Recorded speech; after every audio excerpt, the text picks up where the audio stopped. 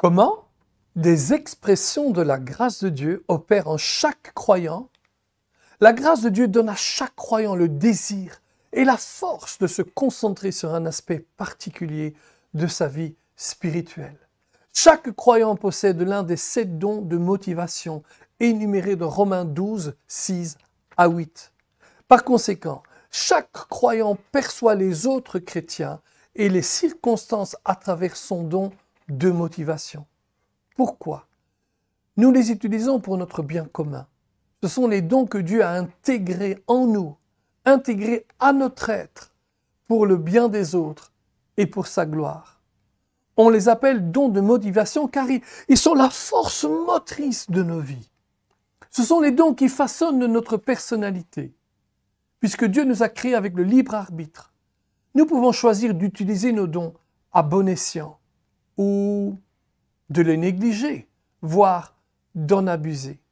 Nous devons apprendre ce qu'ils sont et comment ils fonctionnent. Ce que nous sommes est un don de Dieu. Ce que nous faisons de notre vie est notre don à Dieu, disait Hans Urs von Balthasar. On se revoit tout de suite après ceci.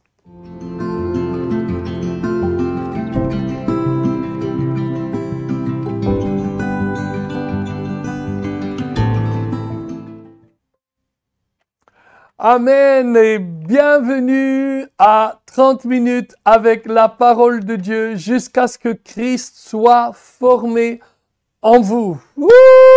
Alléluia! Je suis en train de réparer d'aménager mon petit studio. Bientôt, Dieu voulant, dans quelques semaines, je vais vous faire un petit tour complet du studio. J'ai finalement de la place pour mettre mes 2-3 000 livres que j'ai. Mais surtout pour pouvoir étudier et continuer à étudier, c'est tellement important. Amen. 30 minutes dans la parole de Dieu. 30 minutes avec la parole de Dieu jusqu'à ce que Christ soit formé en vous. C'est notre objectif. Notre objectif, c'est de voir Jésus-Christ formé en chacun d'entre nous. La Bible dit, le peuple périt par manque de connaissance parce que vous avez refusé la connaissance. Et que personne ne refuse la connaissance. La connaissance aide, forme, nous conduit là où Dieu veut que nous allions.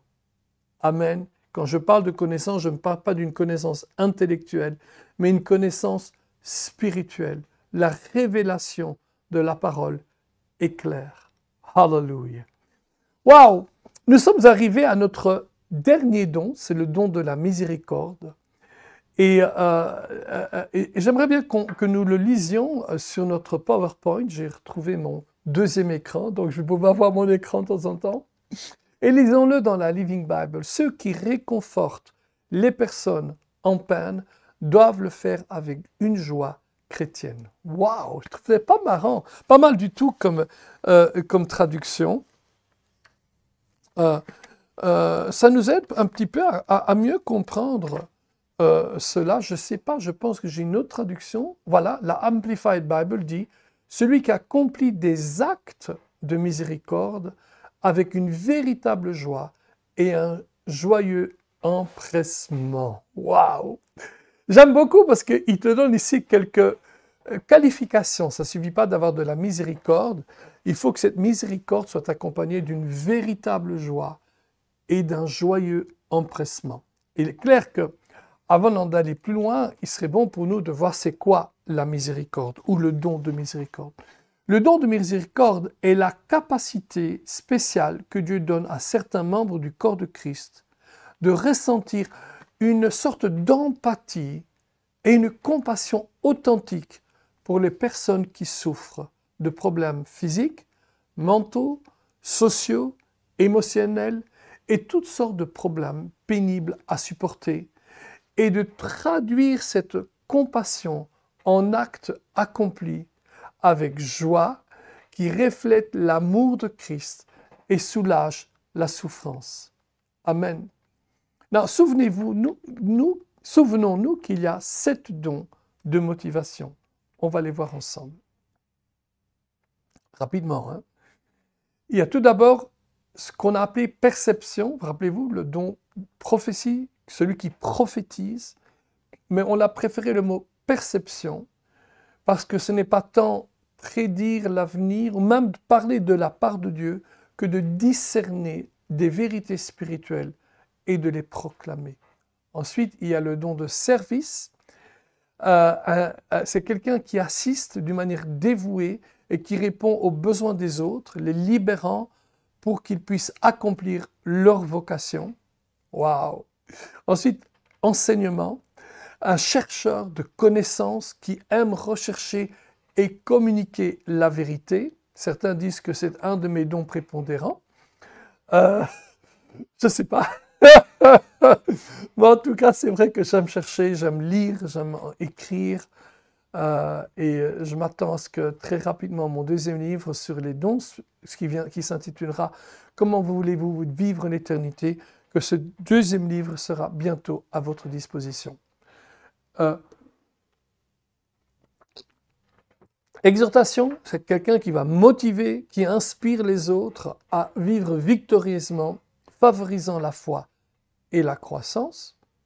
Ensuite, donner, une personne généreuse qui contribue du temps, du talent, des ressources pour soutenir les autres et faire progresser l'Évangile. Organiser, nous l'avons vu l'autre fois, organisation, un leader qui planifie, qui s'assure que les tâches sont accomplies efficacement. Et finalement, nous arrivons au don de miséricorde. Celui qui a le don motivationnel de miséricorde, c'est celui qui ressent profondément la douleur des autres, offrant réconfort, amour et soin à ceux qui sont dans la détresse. Amen.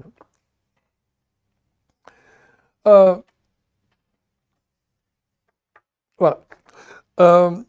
Certains ont donné une très belle illustration concernant le don de motivation. Si chacun, en fait, de ces 7 dons de motivation venait voir une personne qui est malade, imaginez-vous comment celui qui a le don prépondérant de la perception parlerait à cette personne, ou bien celui qui a le don prépondérant du service, de l'enseignement, de la miséricorde parlerait à cette personne. Alors, laissez-moi vous donner un petit sketch ici. Imaginez-vous que M. Perception arrive. Ah, c'est le gars qui a cette perception de Dieu, c'est son don motivationnel. Et quand il voit, il vient et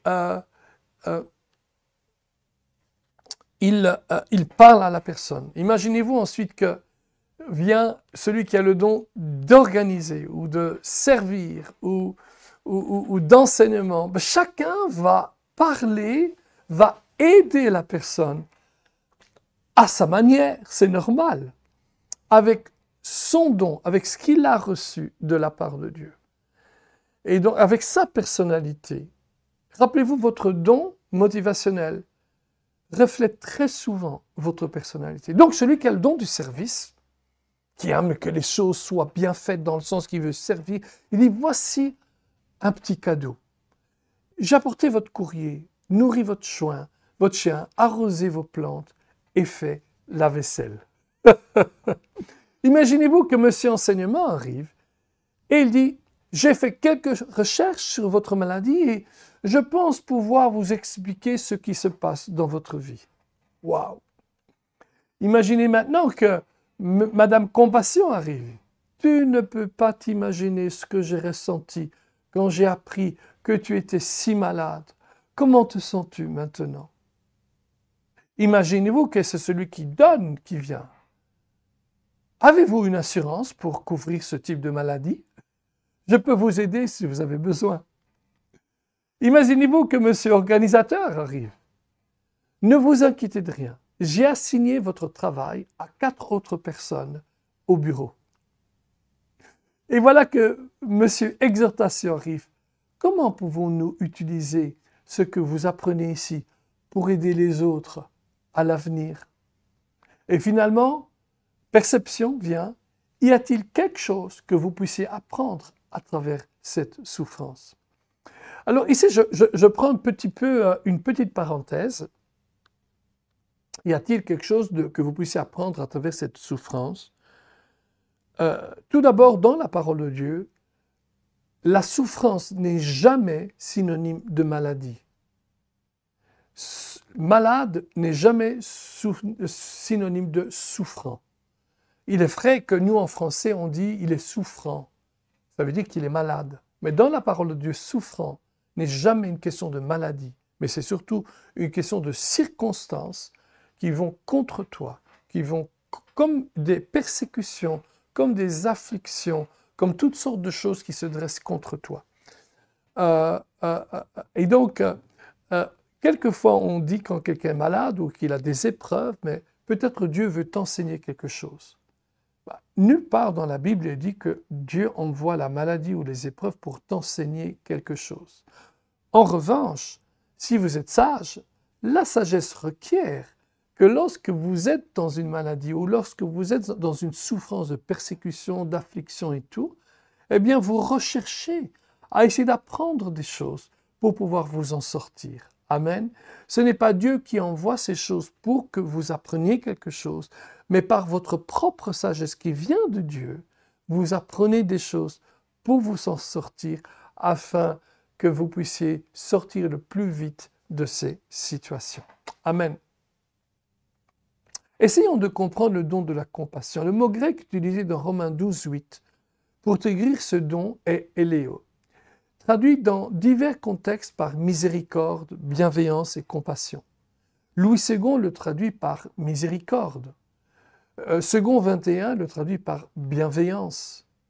Celui qui possède le don de miséricorde a le cœur, est le cœur du corps. Il ressent tellement facilement la joie ou la détresse des autres et est sensible aux sentiments et aux besoins. Il est attiré et patient envers les personnes dans le besoin, animé par le désir de le voir ou de les voir guérir de leurs blessures.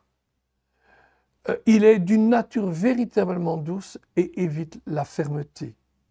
Dans le dictionnaire biblique de Vines, tiens, je l'ai justement retrouvé, je vais vous le prendre, il est dans ma bibliothèque. Oui, croyez-moi, c'est pas un décor, c'est une vraie bibliothèque.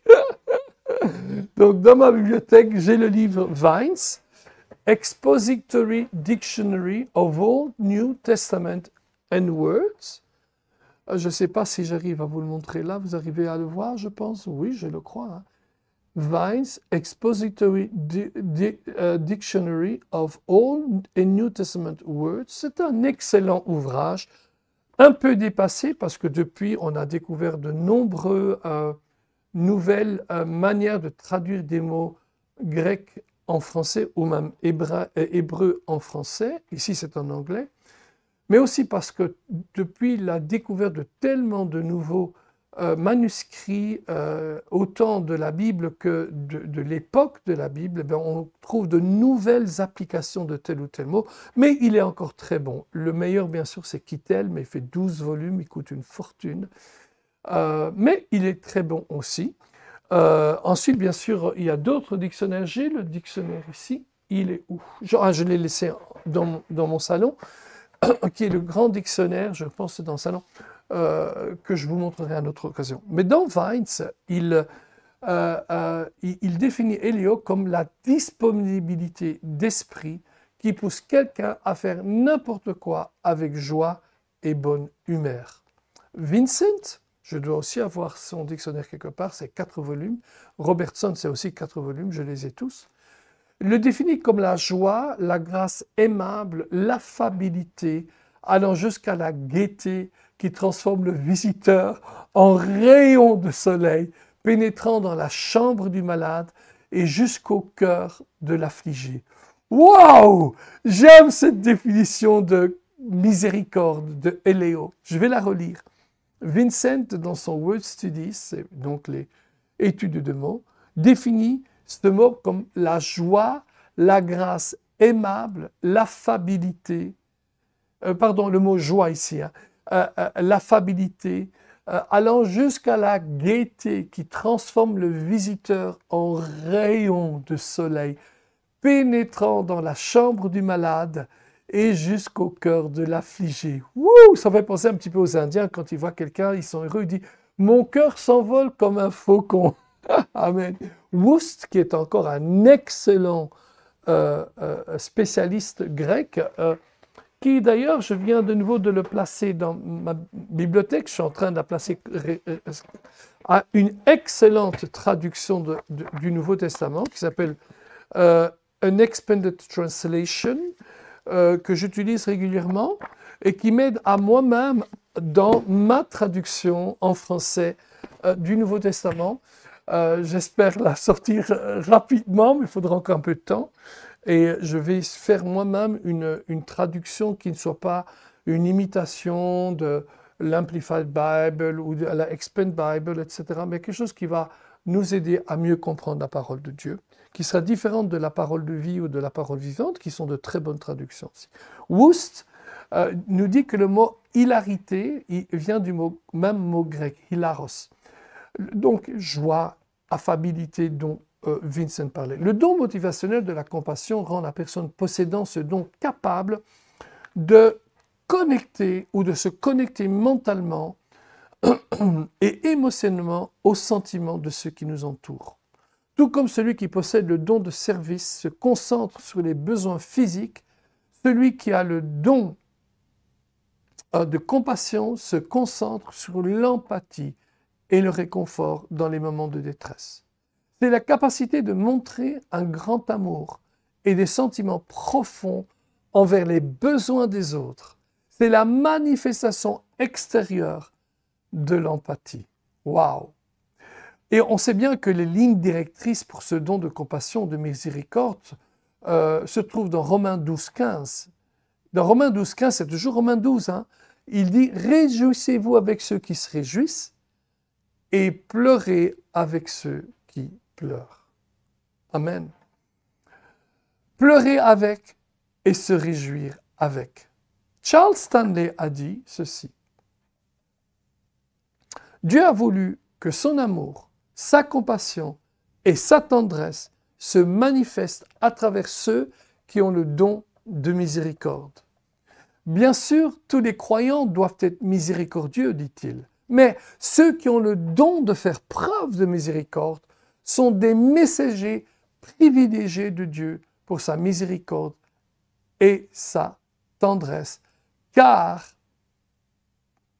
c'est leur contribution particulière. Amen. Rappelez-vous que ces dons ne sont pas des dons du dimanche matin, mais des dons de vie qui doivent se manifester à tout moment et à toutes les étapes de notre vie, pour les croyants comme pour les non-croyants. Amen.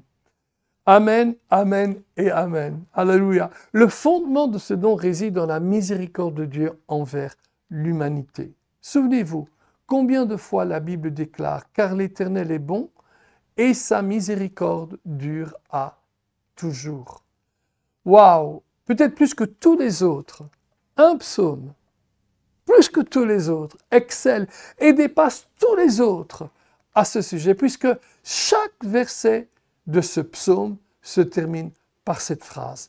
Et j'aimerais bien le lire avec vous, tellement il est puissant. Ouh! Et voyez, chaque début de phrase et chaque seconde phrase. Dans la poésie hébraïque, c'est toute une étude, la poésie hébraïque. Quand j'enseigne l'interprétation de la Bible, j'en parle. Souvent, la première phrase du même verset ou d'un deuxième verset, la première phrase est amplifiée, qualifiée, expansée, étendue par la deuxième phrase et quelquefois définit la première ou bien donne une raison pour laquelle je dis la première phrase. Et donc, regardez avec moi.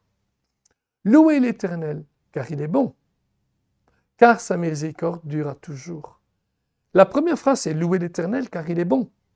Mais il amplifie la chose, car sa miséricorde durera toujours. Pourquoi il est bon? Pourquoi il faut le louer? Car sa miséricorde dure à toujours. Louez le Dieu des cieux. Pourquoi? Car sa miséricorde dure à toujours. Louez le Seigneur des seigneurs, car sa miséricorde durera toujours. Oh, alléluia. Hop là, je crois que vous n'allez pas aller loin si vous ne pouvez pas le voir. Hein. Je l'ai remis là. Verset 4. Celui qui seul fait de grands prodiges, car sa miséricorde dure à toujours. Celui qui a fait les cieux avec intelligence, car sa miséricorde dure à toujours. Celui qui a étendu la terre sur les eaux, car sa miséricorde dure à toujours. Regardez, sa miséricorde fait de grandes choses.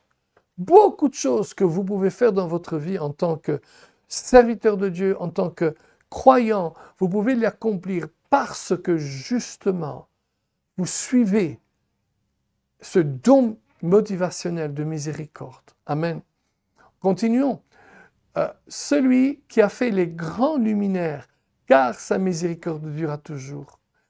Le soleil pour présider au jour, car sa miséricorde dure à toujours. La lune et les étoiles pour présider la nuit, car sa miséricorde durera toujours. Celui qui frappa les Égyptiens dans leur premier-né, car sa miséricorde durera toujours. La délivrance vient en Dieu, amen, parce qu'il est miséricordieux. Et fit sortir Israël du milieu d'eux, car sa miséricorde dure à toujours. Ok, ici je crois que j'ai oublié le verset 12, je vais vous le lire quand même, hein? Veuillez m'excuser. À main forte et à bras étendus, car sa miséricorde durera toujours. Celui qui coupa en deux la mer rouge, car sa miséricorde durera toujours. Qui fit passer Israël au milieu d'elle, car sa miséricorde durera toujours. Et précipita la mer rouge, précipita Pharaon et son armée dans la mer rouge, car sa miséricorde durera toujours. Celui qui conduisit son peuple dans le désert, car sa miséricorde durera toujours. Verset 17 maintenant. Celui qui frappa de grands rois, car sa miséricorde durera toujours. Qui tua des rois puissants, car sa miséricorde durera toujours. Sihon, roi des Amoréens, car sa miséricorde durera toujours. Et Og, roi de Basan, car sa miséricorde durera toujours. Et donna leur pays en héritage, car sa miséricorde durera toujours.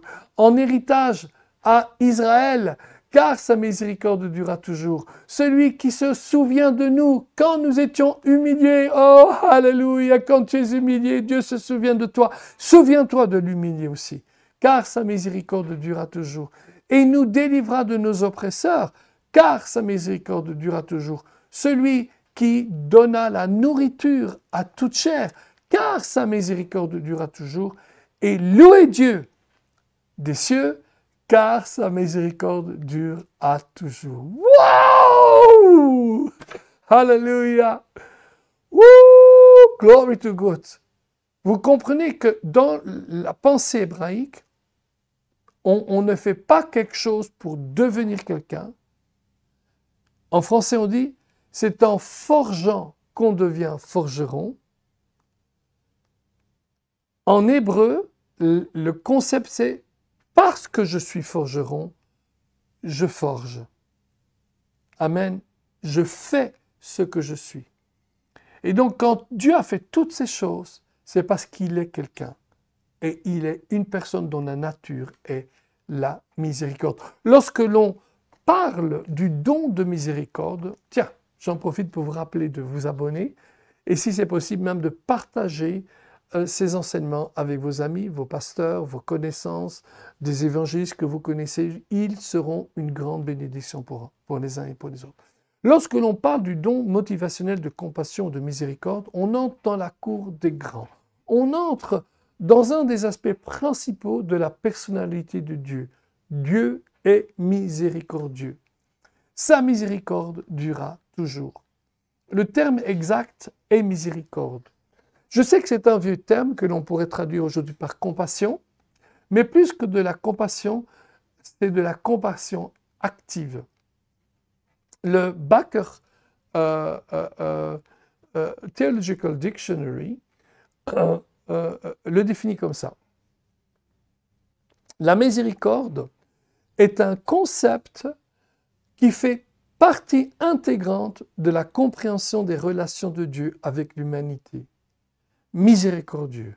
décrit une qualité de Dieu et une qualité que Dieu exige de son peuple. Le substantif désigne la compassion et l'amour, et pas seulement des sentiments ou des émotions exprimés de manière tangible. Plusieurs termes hébreux et grecs, c'est la continuation, se cachent derrière le terme miséricordieux. Le principal terme hébreu étant Hesed, qui est bonté de l'alliance de Dieu. Dans la traduction grecque de l'Ancien Testament, c'est-à-dire la première traduction de l'Ancien Testament dans une autre langue qui était en grec, à peu près 220 avant Jésus-Christ, ce qu'on appelle la Septante, et aussi dans le Nouveau Testament, le terme miséricordieux est le plus souvent éléos, le terme substantif, sous une forme ou une autre. Mais d'autres mots aussi qui se traduisent par compassion, pitié, faire preuve de miséricorde, éprouver la sympathie pour quelqu'un, etc. Donc, celui qui possède le don incarne, ce don incarne Galates 6.2. Porter les fardeaux les uns des autres. Et Romains 12.15, pleurer avec ceux qui pleurent. Ils sont très sensibles aux difficultés d'autrui et discernent rapidement la détresse. Souvent, ils sont d'excellents auditeurs. Éditeur, je suis un éditeur moi-même, donc je suis tombé là-dedans. Ils sont d'excellents auditeurs, trouvant un accomplissement dans la simple présence auprès de ceux qui souffrent. Amen. Il y a des défis, bien sûr, et des considérations culturelles. Pour les hommes, et particulièrement les jeunes, accepter de posséder ce don peut être difficile. En effet, de nombreuses cultures se découragent les hommes de manifester la tendresse, de la vulnérabilité émotionnelle ou même de verser des larmes. En réalité, on ne les encourage pas à pleurer, et encore moins à pleurer avec les autres. Pourtant, ceux qui marchent selon l'esprit et manifestent ce don exercent une influence extraordinaire sur l'expansion de l'évangile, parce que la miséricorde et la compassion font bonne boutique à l'évangile, et principalement parce que les gens recherchent autant la compassion que la miséricorde, et surtout car cette qualité est très ancrée dans la personnalité de Dieu. Amen.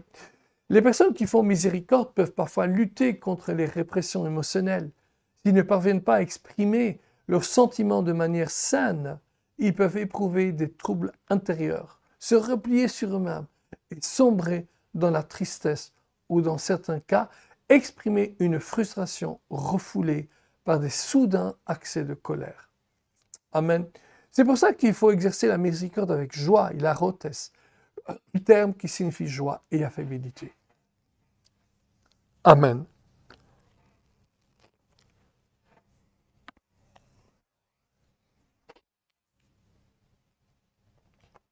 Amen. L'exemple biblique de miséricorde le plus marquant est peut-être celui du bon Samaritain. Rappelons-nous le contexte de ce récit, le bon Samaritain. Alléluia, regardez-moi ça.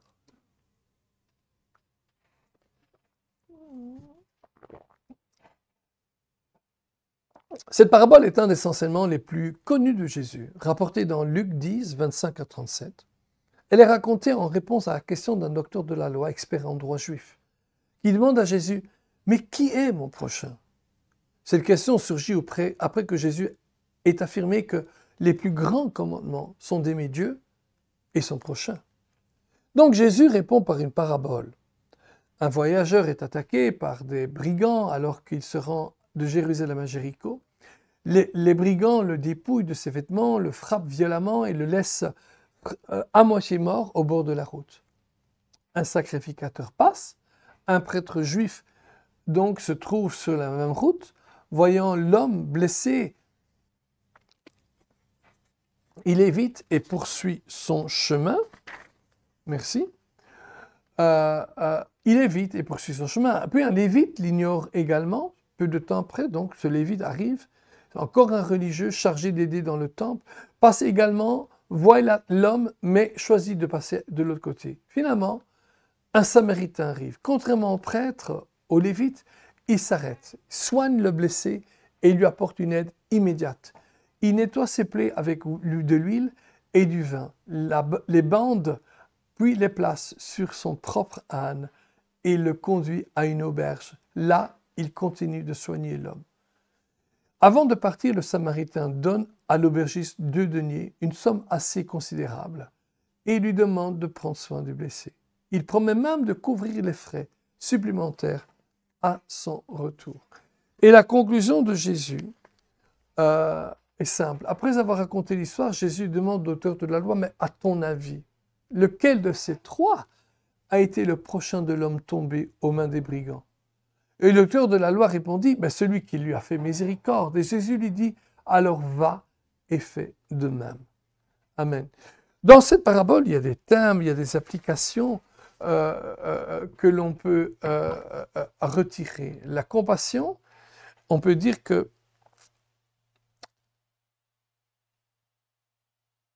la compassion et la miséricorde plutôt que la formalité religieuse. On voit que le prêtre et le lévite, chefs religieux, n'ont pas apporté leur aide. Les Samaritains, considérés comme étrangers et ennemis des Juifs, ce Samaritain-là a fait preuve d'un amour et d'une miséricorde sincère. Jésus étend le concept du prochain au-delà des seuls Juifs ou connaissances proches. Un prochain est toute personne dans le besoin, sans distinction de race, de religion et de statut social. Waouh! Le véritable amour est actif. Il exige de sortir de sa zone de confort, de prendre des risques et de faire des sacrifices pour les autres.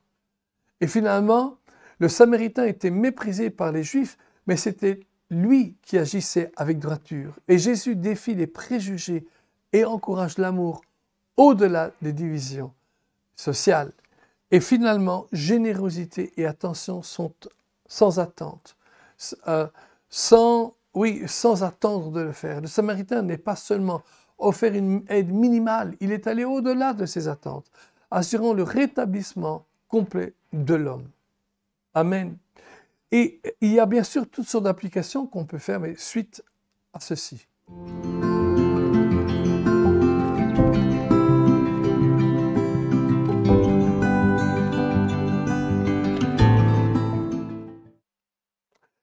Amen. Les applications modernes de cette parabole peuvent nous aider à comprendre le don motivationnel de la miséricorde.